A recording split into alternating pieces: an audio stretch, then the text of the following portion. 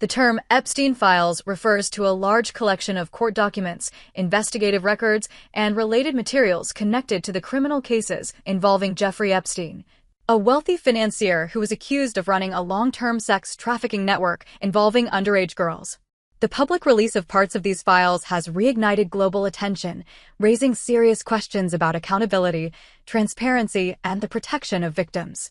This report explains what the Epstein files are, what they contain, why they matter, and what the broader implications are for justice systems around the world. Who is Jeffrey Epstein?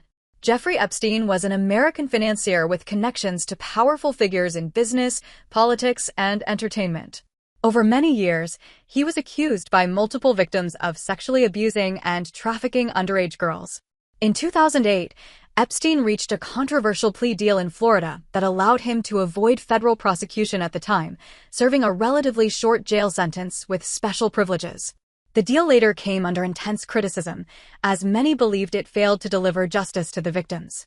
In 2019, Epstein was arrested again on federal charges of sex trafficking minors. He died in jail later that year while awaiting trial. His death meant that many legal questions around his personal criminal responsibility were never resolved in court. What are the Epstein files? The Epstein files is not one single document. It is a general term used by the media to describe thousands of pages of materials related to Epstein's criminal cases and civil lawsuits. These include court filings and legal records, depositions and witness statements, emails and contact records submitted as evidence, flight logs from Epstein's private aircraft, financial and business-related documents, testimonies from victims and associates. Some of these materials were sealed by courts for years to protect ongoing investigations, the privacy of victims, and the legal rights of individuals who were mentioned but not charged. Over time, courts have ordered parts of these files to be unsealed and released to the public. What has been revealed so far? The released documents provide deeper insight into how Epstein allegedly operated his network and how he maintained relationships with influential people.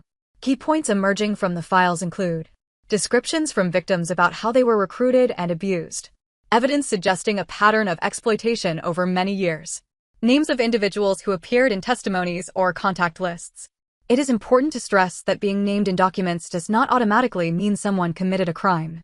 Many names appear because they were mentioned by witnesses or had some form of contact with Epstein.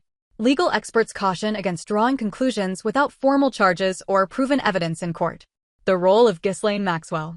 Ghislaine Maxwell, a close associate of Epstein, was later convicted in connection with the trafficking of minors.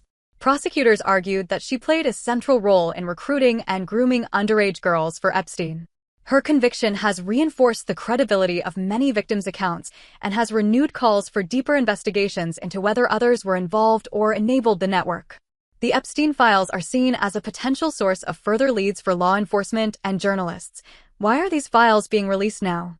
The release of documents is the result of legal processes, including court orders and transparency rules. Media organizations and victims' lawyers have argued that the public has a right to know how such crimes could continue for so long and whether institutions failed to act. At the same time, courts attempt to balance transparency with the safety and privacy of survivors, the risk of defamation, the integrity of ongoing investigations. As a result, many documents are partially redacted, and some materials remain sealed. Impact on victims and survivors. For survivors, the renewed public attention can be both empowering and painful. On one hand, the release of documents validates their experiences and brings their stories to a global audience. On the other hand, media coverage can reopen trauma and expose survivors to unwanted scrutiny.